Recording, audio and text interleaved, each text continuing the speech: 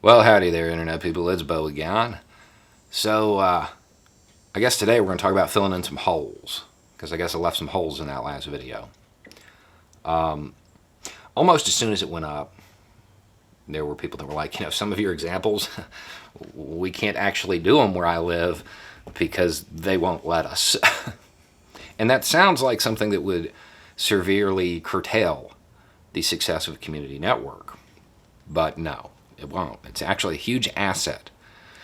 If your local government has enacted ordinances that ridiculous, then that's actually in your benefit. That's an asset to you. I know that some people would probably advocate for people to just go ahead and do it and see what happens. Not me. Because if you want to change society, if you want to change your community, you have to change the way people think.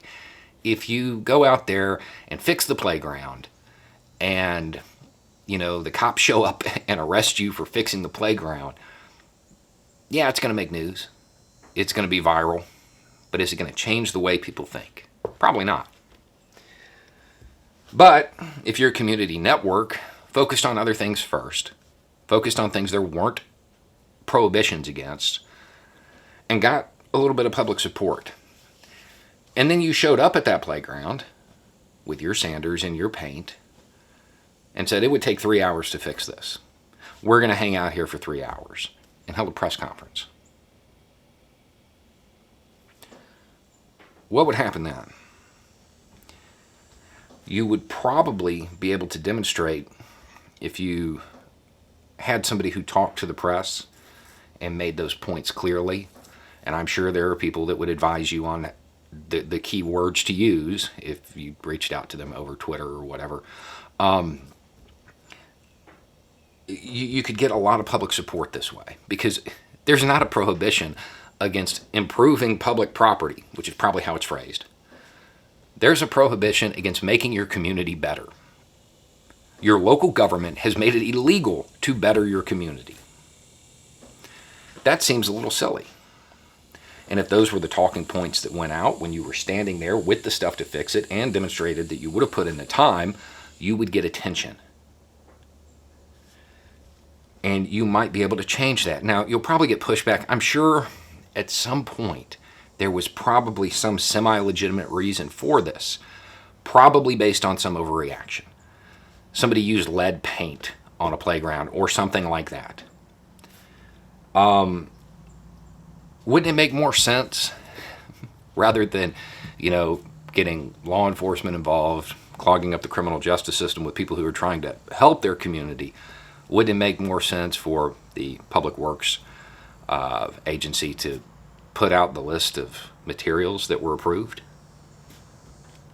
Rather than focusing on controlling the community and stopping it from making itself better, why doesn't the government facilitate it? Isn't that really their job? I mean, after all, they are our employees, not our rulers. That's a golden opportunity. That's a recruitment tool. That's something that would get the attention of politicians, who would then pay attention to you and might be more responsive to your little network. It would get their attention. It would also get the attention of the public. You want to pick battles big enough to matter but small enough to win, so I wouldn't suggest doing this with the pothole thing.